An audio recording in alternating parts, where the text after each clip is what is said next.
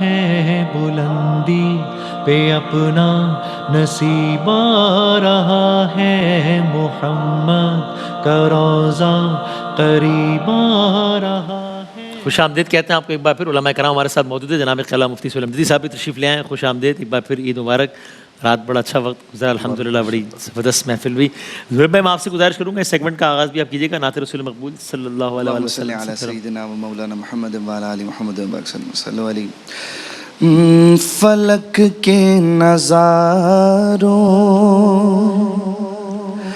زمین کی بہاروں، سبھی دے مناؤ، حضور آ گئے ہیں، حضور آ گئے ہیں، حضور آ گئے ہیں، حضور آ گئے ہیں، حضور آ گئے ہیں۔ اٹھو غم کے مارو، چلو بے سہارو، خبر یہ سناؤ، حضور آ گئے ہیں، حضور آ گئے ہیں، حضور آ گئے ہیں، حضور آ گئے ہیں، حضور آ گئے ہیں۔ انوکھا نرالا وہ ذیشان آیا، وہ سارے رسولوں کا سلطان آیا، انوکھا نرالا وہ ذیشان آیا، وہ سارے رسولوں کا سلطان آیا، سلطان آیا۔ ارے کج کلا ہو، ارے بادشاہ ہو، نگاہیں جھکاؤ، حضور آ گئے ہیں۔ ارے کج کلا ہو، ارے بادشاہ ہو، نگاہیں جھکاؤ، حضور آ گئے ہیں۔ ہوا چار سو رحمتوں کا بسیرا، اجالا اجالا، سویرا سویرا، ہوا چار سو رحمتوں کا بسیرا، اجالا اجالا، سویرا سویرا، سویرا سویرا۔ حلیمہ کو پہنچی خبر آمنہ کی، میرے گھر میں آؤ، حضور آ گئے ہیں۔ حلیمہ کو پہنچی خبر آمنہ کی، میرے گھر میں آؤ، حضور آ گئے ہیں، حضور آ گئے ہیں، حضور آ گئے ہیں، حضور آ گئے ہیں، حضور آ گئے ہیں۔ ہواؤں میں جذبات ہیں مرحبا کے، فضاؤں میں نغمات صلی علی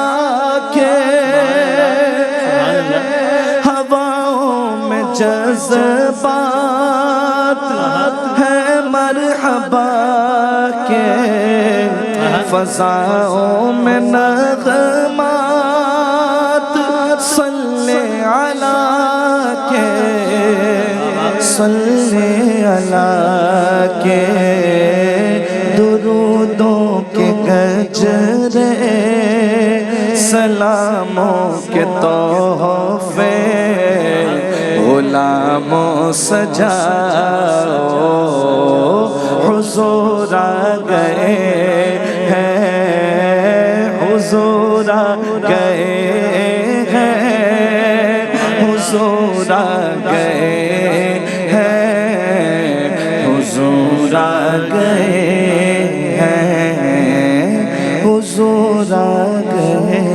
سبحان اللہ، کیا کہنا ہے جی، سبحان اللہ، جزاک اللہ، سبحان اللہ، کیا کہنا ہے۔ قبلہ مفتی اسلام احمدی صاحب، میں چاہوں گا آج ظاہر 12 ربیع الاول سرکار دو عالم صلی اللہ علیہ وآلہ وسلم کی جشن کا آمد کی قیامت کا جشن سب منا رہے ہیں، کل رات بھی محفل ہوئی، تو آج کا دن یہ ظاہر بہت مناسب ہے کہ ہم ذرا بتائیے گا آمد سرکار دو عالم صلی اللہ علیہ وسلم، اب ظاہر تو بڑا ایک تفصیلی وہ تو ایک سوال ہو جائے گا، لیکن آپ جو بھی اس میں مختصر بتا سکیں وہ منظر یا وہ گھڑیاں جس سہانی گھڑی چمکا طیبہ کا چاند، آپ وہ منظر ذرا بتائیے گا ہمیں، چونکہ ظاہر سرکار کی آمد کے حوالے سے آج کی یہ محفل ہے۔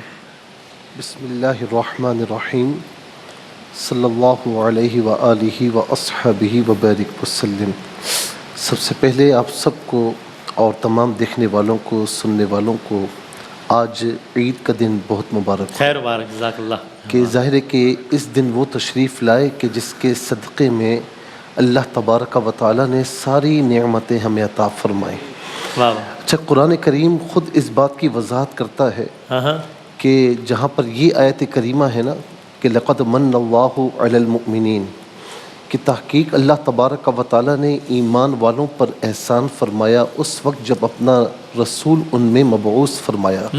اسی کے آخر میں ہے کہ تم کیا تھے، تم کہاں کھڑے تھے، تو فرمایا کہ وَإِن كَانُوا مِن قَبْلُ لَفِي ضَلَالٍ مُبِينٍ، تم تو کھلی گمراہی میں تھے۔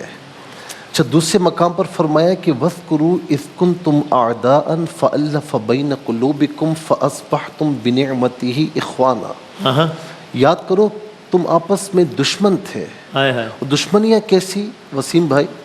کہ صدیوں تک خون بہایا جاتا تھا، مرنے والا اپنے وارثین سے کہتا تھا کہ چھوڑنا مت، چھوڑنا اور مت۔ مسئلہ کیا ہوتا تھا، وجہ کس طرح کی ہوتی تھی؟ بالکل معمولی وجوہات، معمولی وجوہات۔ اچھا، کسی نے ایک کو قتل کیا تو دوسرا جو ہے جب بدلہ لے گا تو ایک کو نہیں مارے گا، وہ 10 کو مارے گا۔ تو وَاذْكُرُوا إِذْ كُنْتُمْ أَعْدَاءً، تم تو دشمن تھے، فَأَلَّفَ بَيْنَ قُلُوبِكُمْ فَأَصْبَحْتُمْ بِنِعْمَتِهِ إِخْوَانًا۔ تو حضور نبی کریم علیہ السلام جب تشریف لائے، ان دشمنوں کو آپس میں محبت کی لڑی میں پرو دیا۔ وَكُنْتُمْ عَلَى شَفَا حُفْرَةٍ مِّنَ النَّارِ فَأَنْقَذَكُم مِّنْهَا، تم تو جہنم کے کنارے پر کھڑے ہوئے تھے، تمہیں جہنم سے چھڑایا کس نے؟ حضور نبی کریم صلی اللہ تعالی علیہ وسلم نے۔ تو کہنے کا مقصد یہ ہے کہ جو اس کائنات کو اندھیروں سے نکالنے کے لیے آیا ہو، جو اس کائنات میں رہنے والوں کو جہنم سے چھڑانے کے لیے آیا ہو، جو اس کائنات میں رہنے والے جو آپس میں دشمنیوں میں مشغول تھے انہیں محبت کی لڑی میں پرونے کے لیے آیا ہو، تو پھر ایسے کی آمد جب ہو تو خوشی منانا بنتا ہے، جشن منانا بنتا ہے، شریعت مطہرہ کی حدود کے اندر رہ کر۔ وہ کہتے ہیں نا کہ وہ سر کے جن میں بھری تھی ہوائے کبر و غرور، خدا کے سامنے لا کر جھکا دیے تو نے۔ یہ حضور نبی کریم علیہ السلام کا کام تھا۔ اچھا، سیدہ آمنہ رضی اللہ تعالی عنہا، یہ جو ولادت کا وقت ہے نا، تو اس میں تاریخ میں یہ باتیں درج ہیں اور روایات میں بھی کہ سیدہ آمنہ رضی اللہ تعالیٰ عنہ فرماتی ہیں کہ جب میرے لخت جگر کی ولادت کا وقت آیا تو اللہ تبارک و تعالیٰ نے میری آنکھوں سے حجابات کو دور فرما دیا۔ فرمایا کہ میں نے ہواؤں میں مرد و زن کو ہواؤں میں اڑتے ہوئے دیکھا، اور ایسے پرندوں کو اڑتے ہوئے دیکھا کہ جن کی چونچیں جو ہیں زمرد اور یاقوت کی ہیں۔ پھر فرماتی ہیں کہ میری آنکھوں سے حجابات دور ہوئے تو ہیں مکہ مکرمہ میں، لیکن بصرہ کے شام کے محلات کو اپنی آنکھوں سے ملاحظہ فرما رہی ہیں۔ یہاں پر ایک بات یہ بھی ہے، جو کہتے ہیں کہ حضور نبی کریم علیہ السلام کچھ نہیں جانتے، ارے وہ جس کے وجود میں ہے، اللہ تبارک و تعالیٰ نے ان کی آنکھوں سے پردے ہٹا دیے، جو خود سرور دو عالم ہے، اللہ رب العالمین نے جسے سب کچھ عطا فرمایا، وہ کیا کچھ نہیں جانتا ہوگا۔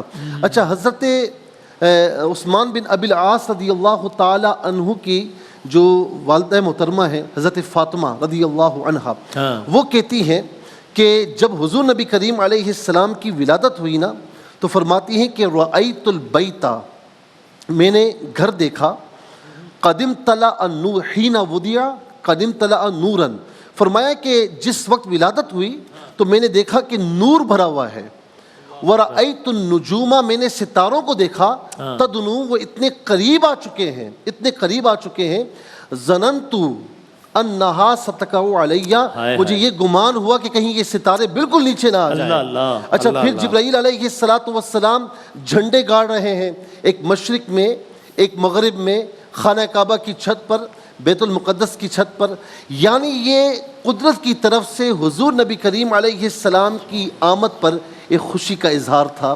تو جب اللہ رب العالمین کی جانب سے یہ تمام معاملات ہوئے، تو ہم بدرجہ اولا اس کی مخلوق ہیں، اور اس نے مبعوث فرما کر اپنے نبی کو ہم پر احسان فرمایا، تو پھر اس احسان کا شکرانہ یہ ہونا چاہیے کہ ہم نبی علیہ السلام کی آمد کے مہینے میں، ان کی آمد کے وقت اللہ تبارک و تعالیٰ کی بارگاہ میں شکرانہ ادا کریں کہ مولا تیرا شکر ہے کہ تو نے اپنا محبوب ہمیں عطا فرمایا۔ سبحان اللہ، سبحان اللہ، کیا کہنا ہے، کیا کہہ رہے ہیں سبحان اللہ۔ قبلہ عوضانی صاحب یہ بھی فرمائے گا، ظاہر ہے آج کا دن سرکار دو عالم صلی اللہ علیہ وآلہ وسلم سے منسوب، تو ماہ رمضان میں، شان رمضان میں اکثر حوالوں سے اس کی بات آئی کہ ہم ایک دفعہ مفتی عامر صاحب نے بات کی تھی کہ بھئی انسان کا کوئی بھی فیوریٹ جو پرسنالٹی ہوتی ہے، کہ فلاں کرکٹر مجھے بڑا پسند ہے جی، فلاں ایکٹر بڑا پسند ہے، تو انسان نہ صرف کاپی کر رہا ہوتا ہے بلکہ یہ بھی تجسس ہوتا ہے کہ اس کے بارے میں زیادہ سے زیادہ پڑھوں۔ انہوں نے کہا، مجھے بڑی دل کو لگی یہ بات کہ یہ کیا کتنی امبیرسمنٹ کی بات نہیں ہے کہ ہم دعویٰ تو کریں کہ، اور جو کہ ہمارے ایمان کا ایسا ہے، بادس خدا بزرگ تو یہ قصہ مختصر،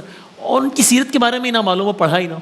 تو آج کے دن ہمیں یہ بھی ایک ریمائنڈر اپنے کو دینا چاہیے کہ جہاں ہم اتنی آٹو بایوگرافیز پڑھتے ہیں، یا اگر ڈیجیٹل دور ہے تو موویز کی صورت میں دیکھتے ہیں، تو وہاں میرے لیے یہ کم از کم مجھے یہ کرنا چاہیے کہ سیرت سرکار دو عالم صلی اللہ علیہ وآلہ وسلم سے تو میں آشنا ہوں، میرے ذہن میں کوئی خاکہ تو ہو کہ ولادت سے لے کر ان کی زندگی آخری دن تک کیا موٹے موٹے واقعات کیا ہوئے تھے، یہ تو ہو کم از کم، یہ بھی یاد دہانی کرنی چاہیے۔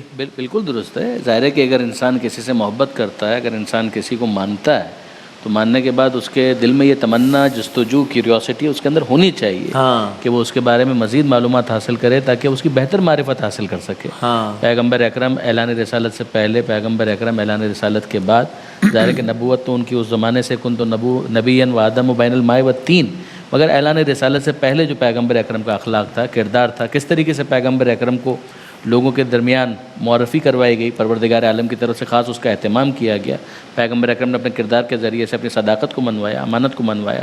پھر اعلان رسالت کے بعد جو مکی زندگی کا پیریڈ ہے، جو ہجرت سے پہلے کا ہے، پھر مدنی زندگی کا جو پیریڈ ہے ہجرت کے بعد کا ہے، اسی تقسیم کے ساتھ سیرت کو ڈسکس کیا جاتا ہے، اور اسی تقسیم کے ساتھ عام طور پر سوروں کو بھی ڈسکس کیا جاتا ہے، مکی سورے کون سے، مدنی سورے کون سے، ان کے مضامین کو دیکھا جاتا ہے۔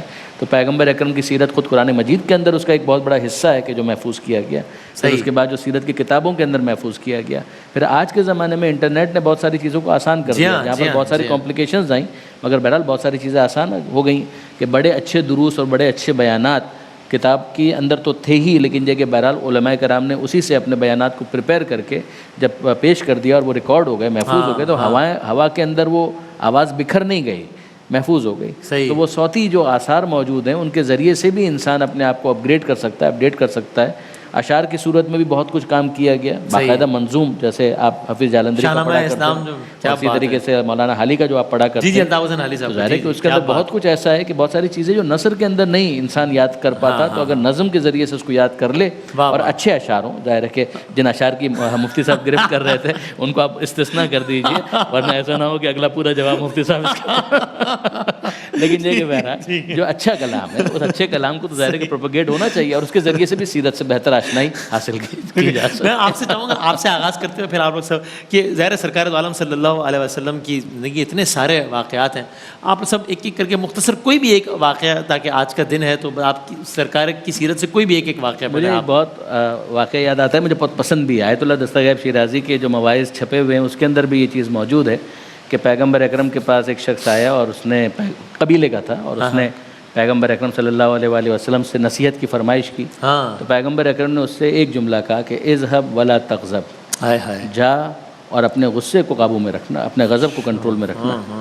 تو وہ گیا اور جب گیا واپس پلٹ کر آیا اپنے قبیلے کے پاس تو اس نے دیکھا کہ دوسرا جو فریق مخالف ایک قبیلہ تھا اس کے ساتھ جھگڑے کی بالکل ماحول بنا ہوا تھا اور ایک قتل کا کوئی کیس تھا کہ جو اسی کے قبیلے کے کسی فرد نے کسی دوسرے قبیلے والے کا قتل کر دیا تھا۔ تو وہاں پر سامنے سے جنگ کی تیاریاں تھیں اور ایسا لگ رہا تھا کہ بس آگ بھڑکنے والی ہے۔ ابتدا میں تو اس نے بھی جو سامان حرب ہے وہ پہن لیا اور پھر اس کے بعد اس کو یاد آیا کہ یہی تو نصیحت کی تھی پیغمبر اکرم نے کہ اذهب ولا تغضب، تو یہ موقع ہے کہ میں اس کو امپلیمنٹ کروں۔ تو پھر اس کے بعد وہ گیا اور اس نے آ کر کہا کہ دیکھو اگر کوئی ایسا مسئلہ ہو گیا ہے تو کیوں نہ ہم بیٹھ کر اس بات کو ڈسکس کر لیں کہ کیا مسئلہ ہوا تھا۔ اگر کوئی ایسا ہمارا شخص ہے کہ جس کی طرف سے کوئی غلطی ہو گئی ہے یا اس نے کوئی غلط کام کیا ہے تو ہم اس کو سزا کے اوپر بات کر سکتے ہیں، دیکھ سکتے ہیں کہ کیا ڈیولی کیا اس کا پروسیس ہو سکتا ہے۔ صحیح ہے۔ تو اس کا نتیجہ یہ نکلا کہ وہ جنگ کی جو آگ تھی جو بھڑکنے والی تھی وہ بالکل کول ڈاؤن، معاملہ کام کی طرف چلا گیا، کامنس کی طرف چلا گیا اور سالو ہو گیا مسئلہ۔ تو بہت ساری چیزیں ایسی ہوتی ہیں کہ جن کو اگر نیگوشیٹ کیا جائے اور حکمت کے ساتھ اس کو نیگوشیٹ کر لیا جائے تو پھر وہ چیز قابو میں آ سکتی ہے۔ تو وہ آخری جو آپشن ہوتا ہے نا اس کو پہلا آپشن نہیں بننا چاہیے۔ ٹھیک ہے کئی جگہوں پر جنگ بھی ضروری ہو جاتی ہے but that should be the last resort. جزاک اللہ۔ قبلہ حضور جان عالم صلی اللہ تعالی علیہ وسلم ایک مرتبہ جلوہ فروز تھے اور امام حسن مجتبیٰ رضی اللہ تعالیٰ عنہ، سیدنا حسن بن علی رضی اللہ عنہما، وہ آپ کی گود میں بیٹھے تھے تو حضور جان عالم صلی اللہ علیہ وسلم آپ کو بوسہ دے رہے تھے۔ تو آپ کے پاس ایک شخص بیٹھا تھا، اس شخص نے کہا کہ میرے 10 بیٹے ہیں، ما قبلت منہم احدا، میں نے ان میں سے کبھی کسی ایک کو بھی بوسہ نہیں دیا۔ تو اس پر حضور نبی کریم صلی اللہ تعالی علیہ وسلم نے ارشاد فرمایا من لا یرحم لا یرحم، جو رحم نہیں کرتا اس پر رحم نہیں کیا جاتا۔ اب ایک تو یہ دیکھیں کہ حضور کا بچوں کے ساتھ تعلق ہر طبقے کے ساتھ حضور کا تعلق اپنی جگہ مثالی ہے، صحیح ہے، بچوں کے ساتھ بھی حضور کا تعلق اپنی جگہ مثالی ہے۔ وہ برادر اعلیٰ نے کہا تھا نا تیری ہر ادا پیارے دلیل بے مثالی ہے۔ کیا بات ہے۔ تو حضور کی سیرت کا اگر مطالعہ کریں گے نا تو آپ کو حضور کی ہر ادا سے ہی حضور کی شان بے مثالی ظاہر ہوگی اور مزید محبت قلب میں راسخ ہوگی، بلکہ محبت سے بڑھ کر اس کے درجے تک پہنچ جائے گی۔ تیری ہر ادا پیارے دلیل بے مثالی ہے۔ محبت اور عشق کے الفاظ کو استعمال ہو رہا ہے آج، کیونکہ آج جو ہے وہ تو مصطفیٰ جان رحمت صلی اللہ علیہ وسلم نے کا یہ پیغام ہے من لا یرحم لا یرحم۔ تو یہ صرف آپ اس کو بچوں کے ہی تناظر میں نہ دیکھیں، جملہ تو عام ہے نا، اور ویسے بھی یہ ہمارا قاعدہ ہے، ہمارے ہاں شریعت مطہرہ کا ضابطہ ہے العبرۃ بعموم لفظی لا بخصوص سببی، اعتبار لفظ کے عموم کا ہوتا ہے، خاص سبب کا نہیں ہوتا۔ اچھا جی جی، یعنی اگر اس کا سبب کوئی خاص ہو اس سبب کو نہیں دیکھا جائے گا، الفاظ کو دیکھا جائے گا۔ اگر الفاظ جنرل ہیں تو اس سے جو احکام اخذ ہوں گے اطلاق سب پر ہوگا جنرل۔ تو یہاں بھی خاص اس چیز کو نہیں دیکھا جائے گا کہ وہ خاص بچوں کے تناظر میں بات کی جا رہی ہے، بلکہ جملے کے عموم کو دیکھا جائے گا۔ سینٹینس وہ عام ہے کہ رحم کرنے والے بنو لوگوں کو۔ ہاں، تو من لا یرحم لا یرحم، تو ہر اگر اللہ سے رحم کے طلبگار ہو تو پھر ہر بندہ اپنے اوپر غور کر لے کہ اس کا مخلوق خدا کے ساتھ تعلق کس طرح کا ہے، کسی بھی سطح پر ہو، ہر سطح پر جو ہے وہ رحمت سے کام لینا ہے۔ مصطفیٰ جان رحمت صلی اللہ علیہ وسلم کی سیرت کا پیغام یہ ہے۔ اور آخری بات سیرت کی کتابوں کا ذکر ہوا تو اعلیٰ حضرت امام اہل سنت امام محمد رضا خان رحمہ اللہ کا جو سلام ہے مصطفیٰ جان رحمت پہ لاکھوں سلام، جس کو جمعے میں اکثر پڑھا بھی جاتا ہے جمعے کے بعد، یہ سلام جو ہے 171 اشعار پر مبنی ہے ٹوٹل۔ اور اگر آپ اس سلام کو پڑھیں گے نا تو یہ میں کہتا ہوں یہ منظوم سیرت ہے۔ سلام کا سلام ہے، اس کے اندر حضور جان عالم صلی اللہ علیہ وسلم کی سیرت کے تمام متعلقات کا بیان ہے، حضور کی عادات کا بیان بھی ہے، حضور کے اطوار کا بیان بھی ہے، حضور کے سراپے کا بیان بھی ہے، حضور کی ولادت کا بیان بھی ہے، حضور کے شباب کا بیان بھی ہے، حضور نبی علیہ الصلوۃ والسلام کی آل، اہل بیت، اصحاب، سب کا بیان ہے۔ سیرت کے جتنے متعلقات ہیں وہ سارے کے سارے اس سلام میں موجود ہیں۔ اور بطور مثال صرف ایک شعر برکت کے لیے روز گرم و شب تیرہ و تار میں کوہ صحرا کی خلوت پہ لاکھوں سلام. حضور نبی کریم علیہ الصلوۃ والسلام تپتے دنوں میں اور تاریک راتوں میں وہ جو غار حرا میں جا کے خلوت اختیار کیا کرتے تھے نا. بخاری جو صحیح بخاری شروع ہوتی ہے تو ہمارے آغاز میں ہی جو ہے وہ حدیث حرا ہے جس میں ذکر ہے اس بات کا. تو حضور جب جاتے تھے وہ غار حرا, یہ بھی سیرت کا واقعہ نا, اس کو انہوں نے کس طرح بیان کیا. سلام کا سلام ہے, کہتے ہیں روز گرم و شب تیرہ و تار میں کوہ صحرا کی خلوت پہ لاکھوں سلام. سبحان اللہ, کیا کہنا ہے. مجھ سے ایک تو یہی سوال آپ سے, اور پھر اسی بات کو آگے بڑھاتے ہوئے بتائیے گا کہ اس واقعے میں ایک پہلو یہ بھی ہے کہ مطلب آپ نے فیملی لائف پہ بھی بڑا فوکس کیا, یعنی کہ اگر سرکار دو عالم صلی اللہ علیہ وسلم کا اچھا ماننے والا وہ بھی ہوگا, میں بھی محبت اور عشق میں جائے بغیر کہ محبت کا دعویٰ کرنے والا, عشق کا دعویٰ کرنے والا, جب ماننے والا ہے کہ وہ کہ یہ کہ اگر اس کو ایک اچھا باپ, ایک اچھا شوہر, ایک اچھی بیوی, ایک اچھی بیٹی ہونا بھی ضروری ہے اگر واقعی جو ہے وہ کہ وہ اگر وہ بچوں پہ رحم کرنے یا بچوں کے ساتھ شفقت سے پیش آنے پہ اتنا تاکید کرے. اس عنوان سے فرمائے گا پھر کوئی بھی ایک واقعہ بھی آپ دیجیے. سب سے پہلے تو اس فضائے خوف کے پیدا کرنے پر میں معذرت کرتا ہوں. نہیں, آپ اتنے محتاط ہو گئے. اللہ اکبر. دوسری بات یہ ہے کہ نبی کریم صلی اللہ علیہ وسلم انتہائی کامل ترین ہستی ہیں. جہاں خود رول ماڈل بن سکے وہ کوئی پہلو چھوڑا نہیں, اور جہاں خود نہیں بن سکتے تھے وہاں رول ماڈل پیدا کر دیا. جیسے بیٹی کے سلسلے میں بی بی فاطمہ رضی اللہ تعالیٰ عنہ کی تربیت اور عورتوں کے لیے قیامت تک کے لیے سبق وہ بیٹی سے حاصل کر لیں. باقی نبی کریم نے خود اپنا عمل کر کے دکھایا اور ارشاد فرمایا کہ تم میں سب سے بہتر وہ ہے جو اپنے گھر والوں کے معاملے میں بہتر ہے, اور میں اپنے گھر والوں کے معاملے میں تم سب سے بہتر ہوں. خود ارشاد فرمایا تحدیث نعمت کے طور پر. تو بالکل یہ ایسا ہی ہونا چاہیے کہ ہم سیرت کو جب نافذ کرتے ہیں تو اس میں چونکہ مختلف شعبہ ہائے زندگی سے متعلق رہنمائی موجود ہے, تو یہ ہو ہی نہیں سکتا کہ انسان اس کو اختیار کرے اور کامل و اکمل نہ ہو. واقعی بس مختصر سے ایک عرض کر دیتا ہوں کہ سرکار ایک وادی سے گزر رہے تھے, ایک پہلوان سامنے سے آیا, کافر تھا, اور لکھا یہ کہ وہ اتنا لہیم و شہیم تھا کہ اگر وہ گائے کی کھال کے اوپر کھڑا ہو جاتا اور لوگ اس کو کھینچتے تو کھال پھٹ جاتی تھی, اس کے پاؤں کے نیچے سے نکالنا ممکن نہیں تھا. اللہ اکبر. سرکار سے جب ملا تو سرکار نے اس کو اسلام کی دعوت دی. اس نے کہا اگر آپ مجھے پچھاڑ دینا اچھا تو میں ایمان لے آؤں گا. اچھا اچھا عجیب. سرکار نے کہا آ جاؤ. ایک وار میں اٹھا کے اس کو نیچے پٹک دیا, لیکن وہ ایمان نہیں لایا. اچھا. پھر ایک اور تھے رکانہ رضی اللہ تعالیٰ عنہ, ان سے بھی ایسے ہی ہوا. وہ بکریاں چراتے تھے لوگوں کی. سرکار مل گئے وادی میں, کہنے لگے اگر آپ مجھے ہرا دینا میں ایک بکری دے دوں گا. سرکار نے ہرا دیا, ایک بکری لے لی. کہا پھر ریسلنگ ہوگی, پھر دوبارہ ہرایا, 3 بکریاں لے لیں سرکار نے. اب وہ کہتے ہیں میں سائڈ میں بیٹھ گیا, میں سر پکڑ کے کہ اب میں ان بکریوں کا حساب کیسے دوں گا. تو سرکار نے ارشاد فرمایا کہ ہم پر ایمان لاتے ہو. ایمان لے آئے. سرکار نے بکریاں بھی واپس فرما دی. سمجھانے کا مقصد یہ ہے کہ بعض اوقات جیسا سامنے والا ہوتا ہے نا اسی کے طرز پر تبلیغ دین کریں تو بہت بیسٹ ہے. تو میں آپ کو یہ تو نہیں کہوں گا کہ انڈرٹیکر کو اسلام کی دعوت دیتے ہوئے چیلنج دے دیجیے گا, ورنہ پھر وسیم بادامی ختم فنا ہو جائے گا.